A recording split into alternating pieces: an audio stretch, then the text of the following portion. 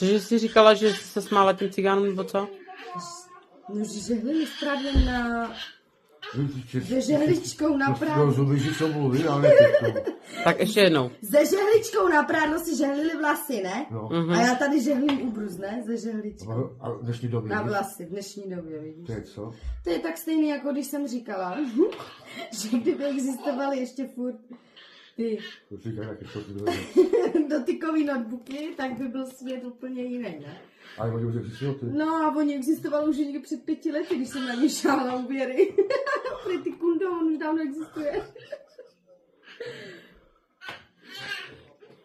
No, to je... Jsi zase řekl Diego. No, že ona jede s tím kočárkem, no, jde moc rychle.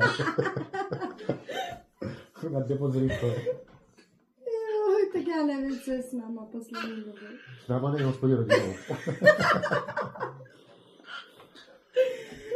Jo, Chceš pomoct? angličtina nám bije na hlavu, jakože. Jo, mám takhle vyžené všechno prádlo, nebo... Ještě to bude bavit, proč ne? Že jo. Na kolik stupňů je žehlička normální? Nevíte? Protože tady to moc nepomáhá, jako. Na kolik stupňů je? Vypni to.